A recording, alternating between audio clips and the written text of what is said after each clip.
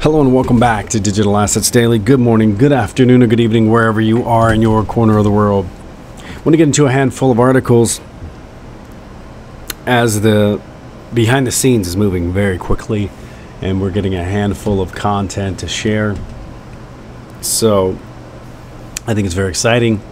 A lot of people have high expectations before the end of November. Could it happen? Absolutely.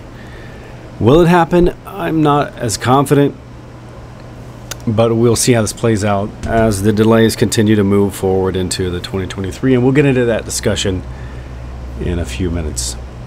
But again, for me, once you have those delays, I feel like the delay of going live on all of these final platforms that are necessary, I feel like that's a delay on where, you know, the effect comes on the value and the price.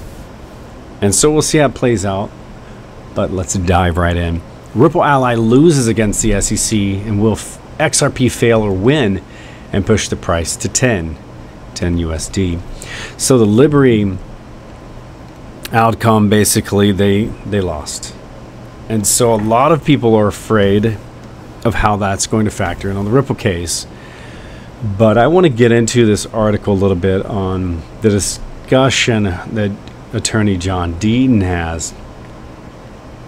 Let me scroll right down. Obviously, if you're working or driving, don't look at your screen. Look at when you're safe and not getting into trouble. Deaton had stated, but because XRP holders fought back and supplied 3,000 affidavits refuting this alleged expert, the expert backed down and testified that he might have come to an entirely different conclusion if he had known what we were declaring in those affidavits at the time he wrote his report. I'm going to kind of go backwards on this to make my point. So in the discussion in the Ripple case, the Howey test or common enterprise was challenged, which the SEC argued incoherently. According to Deaton, SEC was said to have claimed that Ripple was the common enterprise. Interestingly, the SEC dismissed that argument when it found that XRP holders do not get any legal or financial interest in Ripple Labs. So an expert witness also used to testify the claim that the entire XRP ecosystem is a common enterprise. However, the SEC was made to abandon its expert witness and go for summary judgment. This means it requested to substitute the but-for test for the Howey test, and that's where a lot of things began changing in the case, and where the Ripple Labs had, I think, according to Deaton, and the common defense of Ripple Labs and XRP. And I think that's where there's so much content and information out regarding the statements the SEC made in regards to Bitcoin and Ethereum that were significantly different in their, if you use the same language and conversation in regards to Ripple and XRP. I've never felt, regardless of what the outcome were to be stated, whether it's a currency, a commodity, or a security, I've never had any concern, because again, what something may have began as the CFTC states, over time can easily become something else. And you've shown with all the amicus briefing that the support of XRP and Ripple Labs, even from Coinbase and many others, has stated that it is not a security. But moving forward, I find this relevant, so I'm going to toss it out and we'll move on quickly. I just want it to be on file, so to speak, on our channel. The U.S. Attorney announces historic 3.36 billion cryptocurrency seizure and conviction in connection with Silk Road dark web fraud. And the article states that's the largest cryptocurrency seizure in the history of the U.S. Department of Justice, and today remains the department's second largest financial seizure ever. A lot of people are wondering, are they going to take that 3.36 billion USD of cryptocurrency and dump it on the market and cause like a further drop or collapse in the cryptocurrency pricing? So again, I want to toss that out. We'll see how that plays out as well.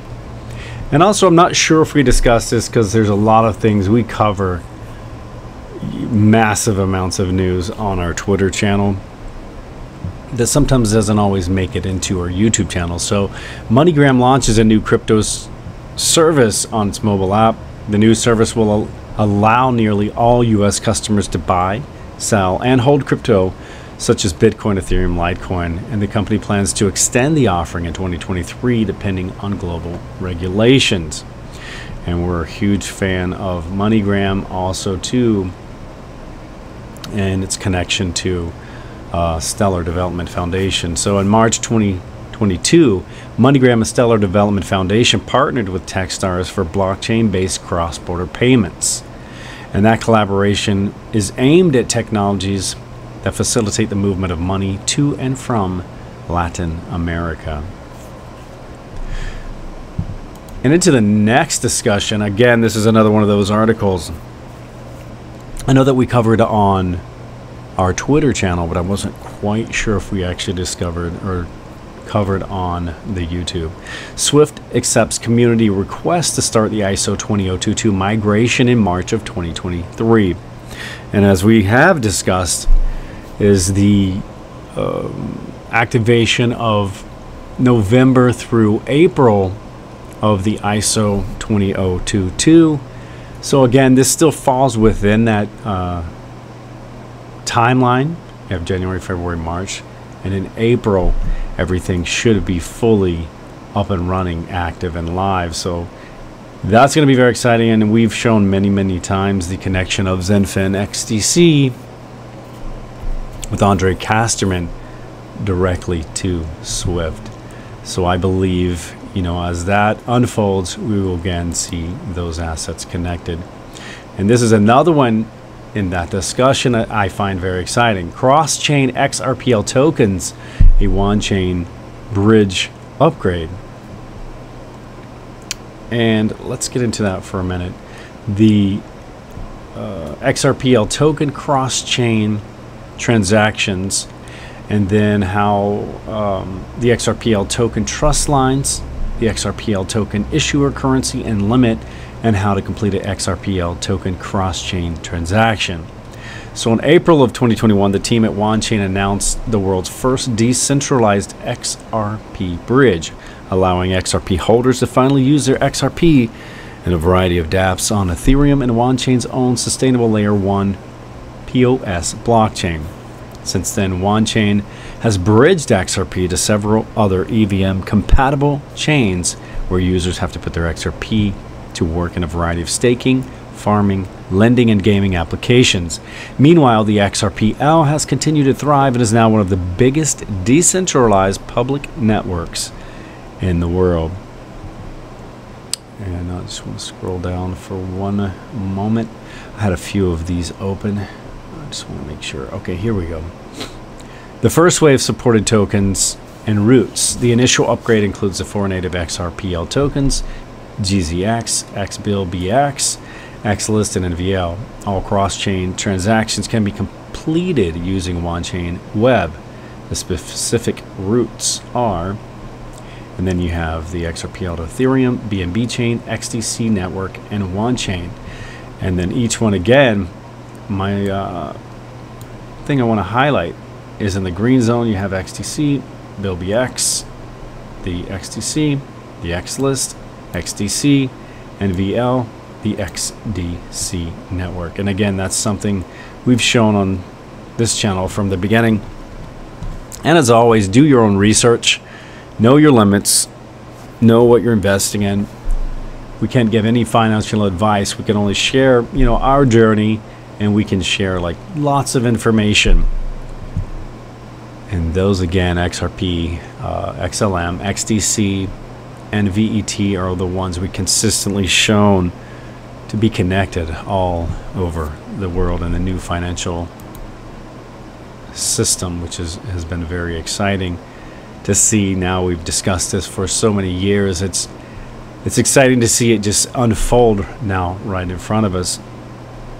And also too, having first got into, you know, OpenCoin with the ripples and seeing it become, you know, XRP and Ripple Labs Inc., it's very exciting to follow and see how this plays out. But another one of my personal favorites I had stumbled upon, because I'd supported a lot of assets on the XRP ledger. Some of those were pretty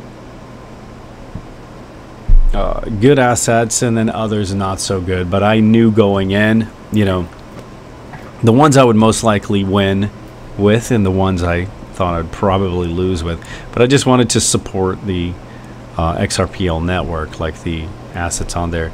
Then it got a little bit out of control with so many, you know, no offense intended, but like useless assets on there. So this was one that from the beginning seemed to have like a really exciting plan and system. To me, it felt a lot like what Stellar was doing, but sort of what Pundi X was doing as well. And maybe even you could connect that to a few other different assets and companies too. But having said that, yeah, I was a big fan because it was, again, built on the XRPL and connected directly to XRP, which was always the favorite of this channel. But it's called XRPayNet. I was a big fan of the company before they had actually made me the brand ambassador, which I'm very proud of, you know, working with these guys and learning myself, you know, outside of being an investor, but also, you know, I just love crypto and the whole fintech, just to see how this is all unfolding globally, you know, good, the bad, the ugly, everything. It's all a learning curve, and it's all very exciting. So they have the 90,000 trading pairs, 40% of the supply being burnt. They have the new app, which is very cool.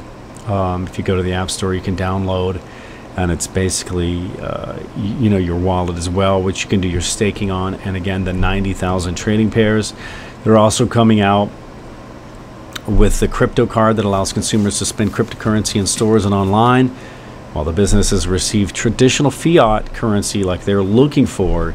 You're able to, you know, seamlessly do this all in one transaction with your cryptocurrency. Again, having the 90,000 trading pairs. So I think that's something very exciting. This to me is something that I feel, you know, we've had discussions about. As we move forward, we may never ever have to exit out of our cryptocurrency. To me, this is that solution where you basically don't have to. You can put it in your card, and you could spend your cryptocurrency directly online or in retail stores, just like you would your normal Visa, MasterCard, American Express, Discover, whatever you're familiar and used to. But again, I think that's really cool. And having the XRPayNet mobile app, you know, you can buy, sell, store, track, and spend with freedom. The other option that, you know, many of us had been able to use was the SUM app, the XUMM app, to hold all of our XRP and XRPL assets.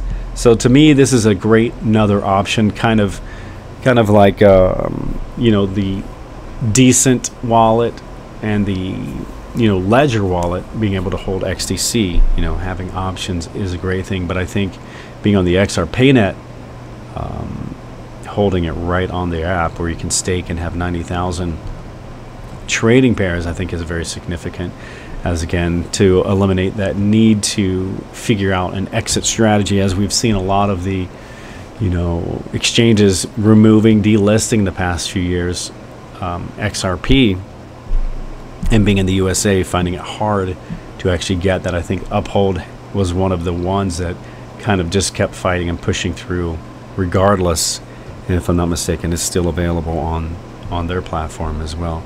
But guys, remember, again, this is not financial advice. It's just for entertainment purposes only. And as always, before we go, I want to share a final thought. Believe in your infinite potential. Your only limitations are those you set upon yourself. Much love, and we will catch you in the next one.